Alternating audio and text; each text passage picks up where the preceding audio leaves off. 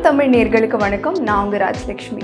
நம்ம hair fall experience பண்ணுறதுக்கான reasons நிறையவே இருக்கலாம். அதில் ஒரு ரீசன் ப்ராப்பராக ஆயில் போடாதது.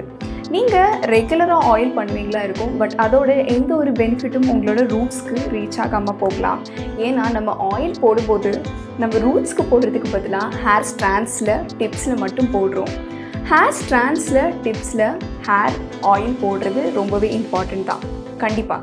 பட் ஹேர் ஸ்ட்ராண்ட்ஸில் டிப்ஸில் ஆயில் போடுறது எந்தளவுக்கு இம்பார்ட்டண்ட்டோ அந்தளவுக்கு இம்பார்ட்டண்ட் உங்களோட ரூட்ஸ்லேயும் ஆயில் ப்ராப்பராக போடுறது. அதுக்குன்னு ரொம்ப அதிகமாக ஆயில் போடக்கூடாது. அது உங்களோட ஸ்கேல்பில் இருக்கிற சின்ன சின்ன போர்ஸை கூட கிளாக் பண்ணலாம்.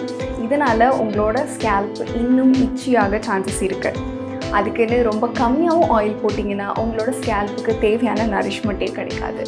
இப்போ நம்ம ரூட்ஸ்க்கு டைரெக்டாக ஆயில் எப்படி அப்ளை பண்ணுறது, நம்மளோட ஹேர் ஃபாலை எப்படி ஸ்டாப் பண்ணுறதுன்னு பார்க்க போகிறோம்.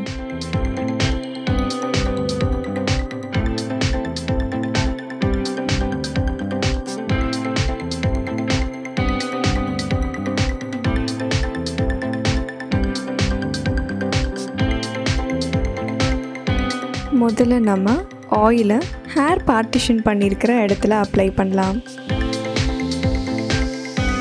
இதே மாதிரி ஒவ்வொரு இடத்துலையும் முடியை வகுந்து ரூட்ஸில் டார்கெட் பண்ணி ஆயிலை அப்ளை பண்ணுங்கள்.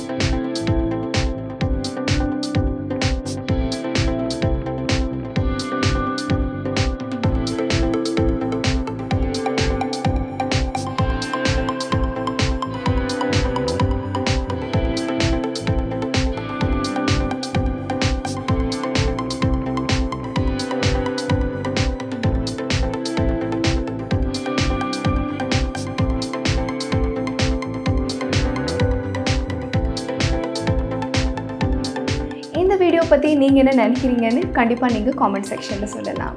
இந்த வீடியோ உங்களுக்கு பிடிச்சிருந்ததுன்னா கண்டிப்பாக இதை லைக் பண்ணுங்கள், ஷேர் பண்ணுங்கள். சமயம் தமிழ் சப்ஸ்கிரைப் பண்ணாதவங்க மறக்காமல் சப்ஸ்கிரைப் பண்ணுங்கள்.